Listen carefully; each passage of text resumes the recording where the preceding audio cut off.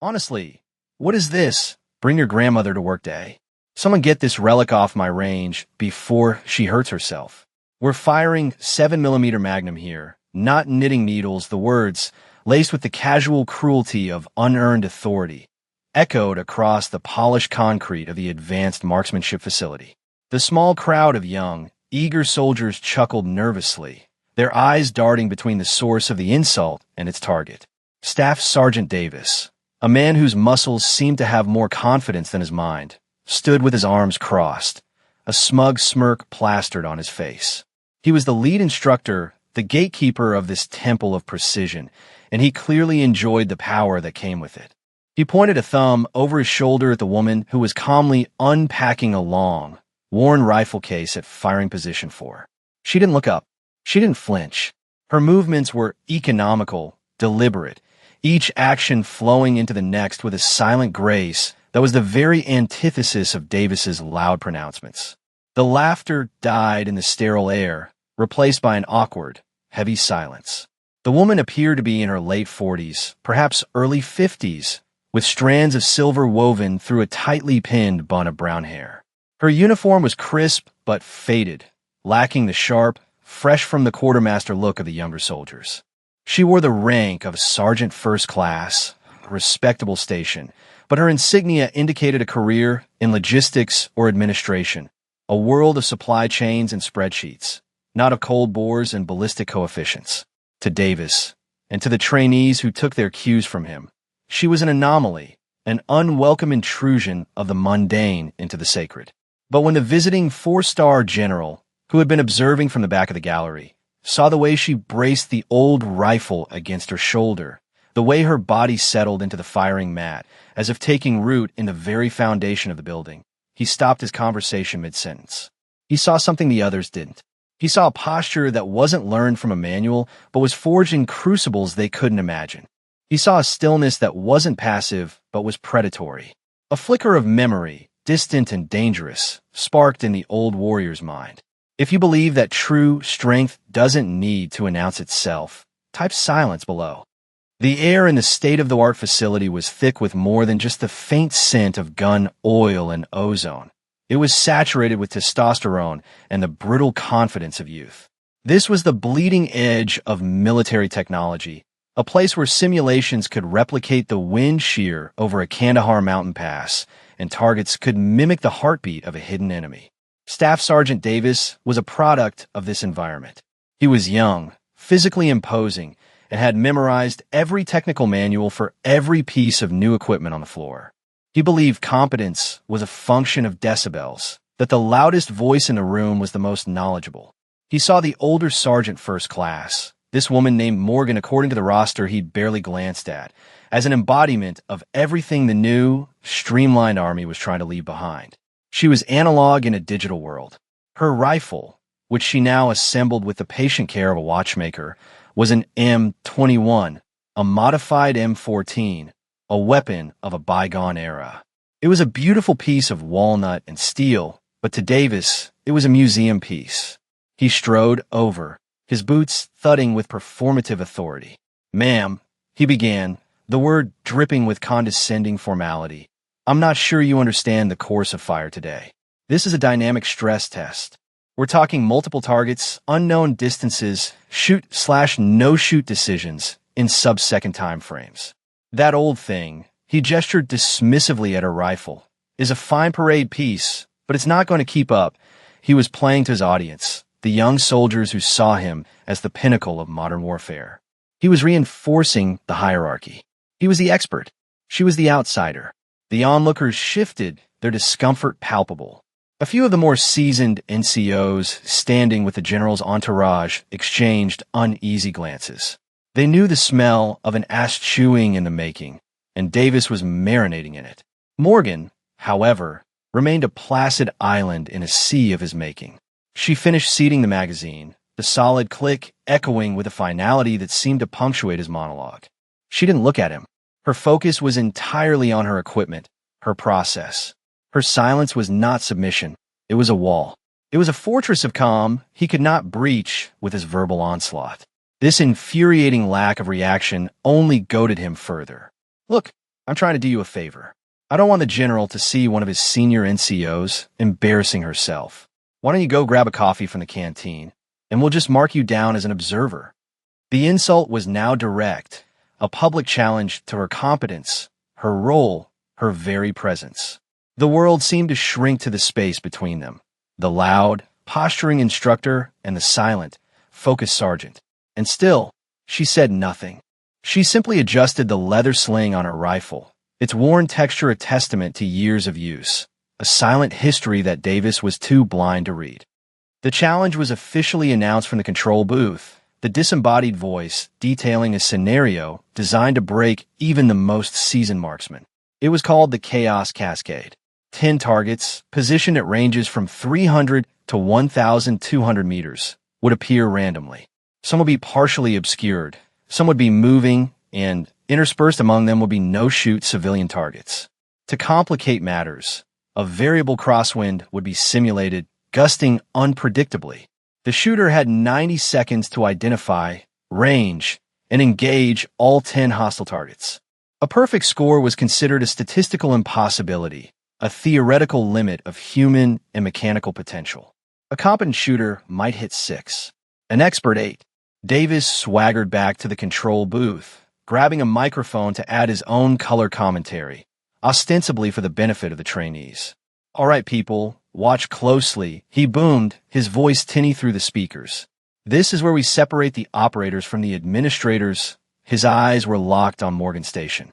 The other shooters, all young men handpicked for their potential, settled in, their high-tech rifles bristling with optics and sensors. They were a portrait of modern military might. Then there was Morgan. She lay prone, her body a low, stable line against the floor. There was no fidgeting, no last-minute adjustments. She became part of the architecture. The narrator in the booth began the countdown. "Shooter, stand by. 3, 2, 1. Engage." The range erupted in a cacophony of sharp cracks as the other shooters began firing. On the massive screen at the front, their scores began to appear, a mix of hits and misses. But firing position 4 remained silent. For a full 10 seconds, Morgan did not move. She simply watched, her head tilted slightly, her breathing slow and rhythmic. Davis couldn't resist. "Looks like we've got some stage fright at Station 4, he sneered over the intercom. "That old rifle probably needs a minute to wake up." The instant the words left his lips, a deep, resonant boom echoed from her position, a sound distinct from the high-pitched crack of the modern rifles. It was a heavier, more authoritative report. On the screen, the 1,200-meter target, the most difficult shot on the board, instantly flashed green. A perfect hit. The first shot was so audacious, so contrary to all established doctrine, that for a moment, everyone assumed it was a fluke. You don't start with the furthest target in a variable wind. You establish your rhythm on the closer, easier shots. It was tactical suicide. But as Davis was still processing the impossibility of what he'd just seen, a second boom rolled from Morgan Station. The 950-meter target, a moving silhouette peeking from behind cover, flashed green. Then another, and another. She wasn't firing in a frantic rush like the others. Her rhythm was unervingly calm, a slow, steady heartbeat of death. Bon, Pausche, breed. Bon, Pausche, breed. Each report was an announcement of another perfect shot. The other shooters had fallen silent now. Their 90 seconds expired, their scores displayed in a humbling array of 7s and 8s. All eyes were on the screen above lane 4. It showed 9 green squares, 9 perfect hits. Only one target remained. A 600-meter target, obscured by 2 no-shoot friendlies, programmed to appear for only 15 seconds. It was the heartbreaker, the shot designed to ruin a perfect run. The control operator, his voice now hushed with awe, announced, 5 seconds remaining on the clock. The range was utterly silent. The wind simulation still howled, a digital ghost in the machine. Davis stood in the booth, his knuckles white on the console, his face a mask of disbelief. The final target appeared. In the same instant, Morgan's rifle sent its last round downrange. The shot was an exercise in impossible geometry and timing. The bullet had to pass through a gap between the 2 civilian targets that was barely wider than the projectile itself. For a heart-stopping second, nothing happened. Then, the 10th square on the screen flashed from red to green.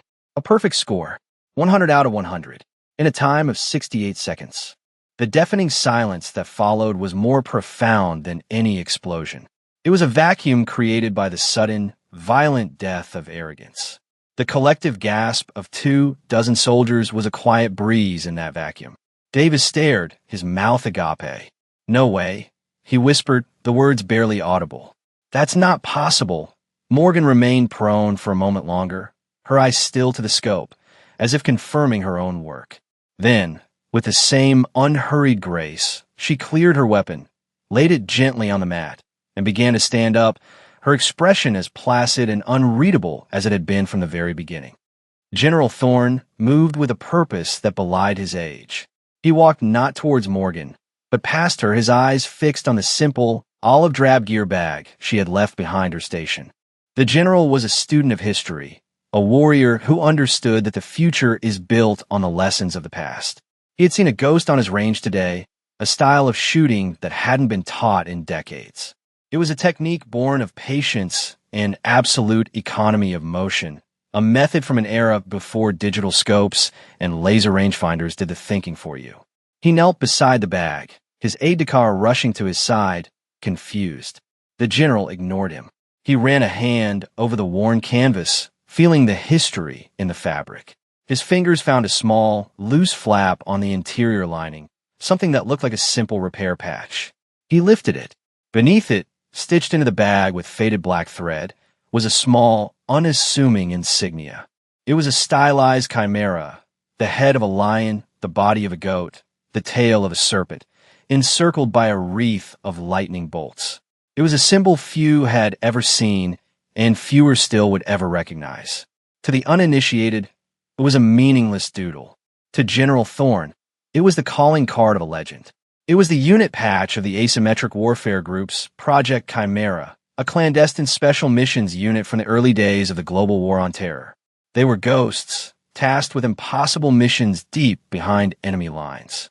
They were officially disbanded over a decade ago, their records sealed, their members scattered to the winds, their very existence denied. They were a myth, and one of them was standing on his range.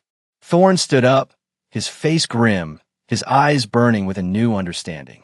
"Captain," he said to his aide, his voice low and firm, "give me the service record for Sergeant First Class Elena Morgan." "Now." Top-level clearance, the aide, sensing the seismic shift in the atmosphere, scrambled to his tablet. A few frantic taps, a biometric scan, and the file appeared. The general took the tablet, his eyes scanning the first page. The official record was mundane: logistics, supply chain management, a string of quiet administrative posts. It was a perfect cover. Then he swiped to the classified annex. The screen glowed with text that was not meant for public consumption. The general's face, illuminated by the tablet, became a mask of profound respect. He turned to the assembled crowd of silent soldiers and stunned instructors. He didn't raise his voice, yet his words commanded the attention of every soul in the room. His authority was not projected, it was inherent. "You are all witnesses today," he began, his voice like stones grinding together, "to a masterclass. But what you don't understand is that you weren't just watching a good shooter. You were watching a living legend." He looked directly at Staff Sergeant Davis, who seemed to shrink under the four-star gaze. "Staff Sergeant," the general's tone was ice, "you asked this NCO if this was Bring Your Grandmother to Work Day. Let me tell you about this grandmother." He tapped the screen. The narrator's voice now takes over, articulating the data as if reading from a sacred text. The words fall like hammer blows on the anvil of their ignorance. Name: Master Sergeant Elena Morgan. The general corrected her rank with emphasis. Unit classification: Tier 1, Special Missions Unit, Project Chimera. A murmur went through the seasoned NCOs. They knew the rumors. Combat Deploiement: 12. Classified Primary Military Occupational Specialty. 18Z, Special Forces Operations Sergeant. Cross-trained as 18D, Special Forces Medical Sergeant, and 18F, Special Forces Intelligence Sergeant. The list went on, a litany of impossible qualifications. Awards and decorations: Distinguished Service Cross for actions in the Hindu Kush, 2004. Silver Star with 2 oak leaf clusters. Bronze Star with V device for oak leaf clusters. Purple Heart with 3 oak leaf clusters. The air grew thin.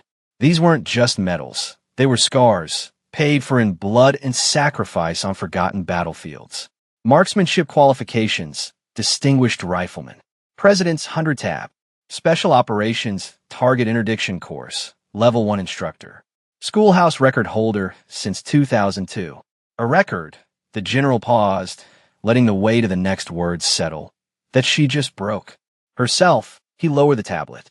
He walked the 10 paces to where Morgan stood, her rifle now cased, her expression unchanged. He stopped directly in front of her. In a gesture that stunned the entire room, the 4-star general, a man who commanded armies, drew himself to the full height of attention and rendered a slow, perfect, formal salute to the quiet Master Sergeant. Master Sergeant Morgan, he said, his voice thick with emotion. Your cover is blown, but it is an honor to have you on my post. The story of what happened on Range 7 didn't just spread, it detonated. It moved through the barracks and chow halls with the speed of gossip and the force of revelation. Privates who had snickered at Davis's insults now spoke of Master Sergeant Morgan in hushed, reverent tones. They called her the ghost, the quiet logistics NCO, who was secretly one of the most decorated soldiers on the entire post. The tale became a modern military folktale, each retelling adding a new layer of myth. Some said she hadn't even used the scope, that she'd made the shots with iron sights. Others swore the wind simulation had been cranked up to hurricane levels by a disbelieving Davis, and it hadn't mattered. The M21 rifle she used became an object of veneration. The range cadre treated the weapon with a reverence usually reserved for a holy relic. The digital record of her perfect run was saved, analyzed, and shown to every new class of trainees as a benchmark of what was humanly possible. But the most profound change was in Staff Sergeant Davis. He was not formally reprimanded. The public humiliation he had suffered under the general's gaze was punishment enough. For 2 days, he was a ghost himself, avoiding eye contact, his usual swagger replaced by a heavy shroud of shame. His world had been turned upside down. Everything he believed about strength, about competence, about what a warrior looked like had been dismantled in 68 seconds by a quiet woman with silver in her hair. On the 3rd day, he found her. She was in a cavernous warehouse, overseeing the inventory of palletized supplies, a clipboard in her hand. She was back in her world of logistics, the transition seamless. Davis approached, not with arrogance, but with the halting hesitation of a child. He stood before her for a long moment before speaking. He didn't offer a clumsy apology. He knew it would be inadequate. Instead, he asked the only question that mattered, the question that had been burning in his mind. Ow, he asked, his voice barely a whisper. All my training, all the tech. I couldn't make those shots. How did you? Morgan looked up from her clipboard, her eyes meeting his for the first time. There was no judgment in them. No, I told you so. There was only a calm, quiet depth. You shoot with your gear, she said simply. I shoot with my breath. The rifle is just the part that gets the message there. The message comes from here. She tapped her temple. And here, she tapped her chest. All the rest is just noise. That brief exchange in the warehouse became the 2nd chapter of the legend. It was a lesson more valuable than anything taught on the range. Morgan didn't humiliate Davis further. She mentored him. She taught him that the foundation of a true marksman wasn't in the gear, but in the discipline of the mind and the control of the body. She explained that the 10 seconds of silence before she fired were the most critical part of her performance. She wasn't hesitating. She was reading the problem. She was feeling the rhythm of the range, observing the subtle tells in the simulated environment, and building the entire sequence of shots in her mind before her finger ever touched the trigger. She was a master of the internal landscape, a place where arrogance and noise could not exist. Davis, humbled and hungry for knowledge, became her student. He started spending his off-duty hours with her, not on the range, but in the quiet discipline of meditation and breath work. She taught him to listen to the silence between the heartbeats. The transformation was remarkable. His instruction style changed. He stopped being a performer and became a teacher. He taught his students to respect their equipment, but not to deify it. He emphasized the fundamentals: trigger control, sight picture, and above all, the mental calm that she embodied. The symbolic artifacts of that day became permanent fixtures. The target from her final, impossible shot, a single, perfectly round hole in the dead center, was framed and mounted on the wall of the main classroom. Beneath it, a simple brass plaque was inscribed, MSGT, E. Morgan. Perfection is a process, not a state. The firing point at Station 4 was unofficially, but unanimously renamed Morgan's Perch. To be allowed to shoot from there was considered a high honor, a privilege that had to be earned through humility and demonstrated skill, not rank or reputation. The culture of the entire marksmanship program began to shift, moving away from a focus on expensive technology and aggressive posturing and towards the quiet, internal discipline that Morgan had so effortlessly demonstrated. Her single act of competence had recalibrated an entire institution, reminding them that the software of the soldier would always be more important than the hardware of the rifle. A year passed. The story of Master Sergeant Morgan had now solidified from fresh gossip into institutional bedrock. It was the first story told to every new soldier arriving at the advanced marksmanship school. It was a parable, a cautionary tale against the sin of assumption. It served as a powerful equalizer, reminding every student, from the cocky young infantryman to the seasoned NCO, that the quiet professional next to them might be the most dangerous person in the room. Staff Sergeant Davis was now Sergeant First Class Davis. His promotion earned not through loud confidence, but through quiet competence.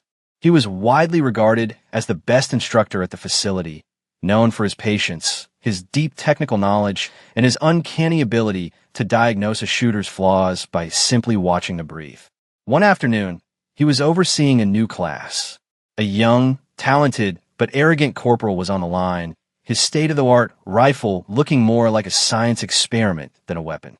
The corporal had just fired a respectable group, but was loudly complaining about the rifle's optics, the ammunition, the weather, anything but his own performance. Davis walked over and stood behind him, his presence calm and authoritative. The corporal, oblivious, continued his tirade. If I had a better scope, a real operator scope, I'd be drilling a single hole. Davis waited for him to finish. Then he spoke, his voice low but carrying. The problem isn't the scope, Corporal. The problem is the 18 inches behind it. He then pointed to the framed target on the classroom wall, visible through the observation window. You see that? He asked. That was made with a 50-year-old rifle by a logistics sergeant who was about your mother's age. She didn't complain about her gear. She didn't make excuses. She controlled her breathing, trusted her fundamentals, and put 10 rounds into a space smaller than a dime over a kilometer away. She taught us that respect is a weapon system. You earn it by listening more than you talk. The young corporal fell silent, his face flushing with embarrassment. The lesson had been passed on. The legacy was secure.